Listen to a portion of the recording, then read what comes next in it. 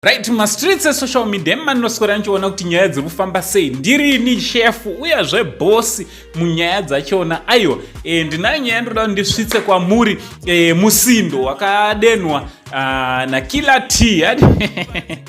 Killer T anenge anombokanganwa mchana kuti iye ane dzimwe dziri kumutsoma. Odena futi musindo akadena HKD boss mchinda anonzi ye Freeman kana kuti Sly anditi asi chekutanga kana uri munyowani uchangotanga utibata nhasi watanga kusvika pa Saint TV nhasi aiwa siyakuamukela tichiti welcome tinokugamuchira chisubscribe kuitira kuti tive mburi imwe chete wotena on your notification bell kuitira every time we upload a video you will be notified. Zvese izvi zvinoitwa pachena anditi mahara also kana uri anogara ari pano a returning subscriber aiwa ndimunokoshesa basa ndimunoita kuti tikoshe nesuo. Thank you very much for your unwavering support. Ndichitwa zviri kweza kwamuri wazukuru wasekuru Saint nyaya ndauya nayo iposta akatanga azvikandirawo mufananidzo wake ndi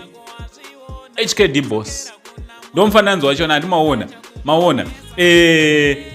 mukomana anonzi Killer T akabva akandawo akabva tanga kuseka umwe wake neposta iro hanzi bhutsu isize 100 iyo mudhara akadyiswa ubata akabharuka ke nekuseka tuma emojis tokuseka ndomurungozvona hanzi bhutsu isize 100 aitomoka HKD boss atiti asi HKD boss ana unonoka bhakandawo icho abadzorera uchibhakera chachona obva ndokushedzera Botswana crew kaizvezvi ndizvidhakwisa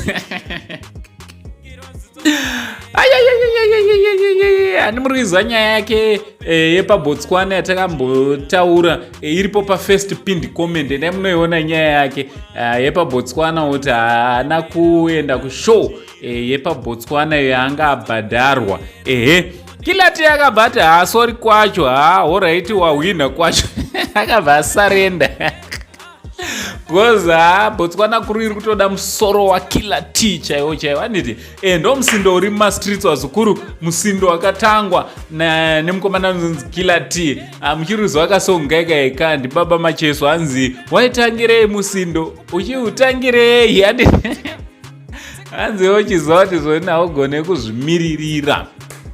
Ameno ndo musindo uri mumastreets umu munofungei nezvemusindo wa HKD boss na Killer T from Uncle Zen the only Zim uncle. That comment, like and share. Much love.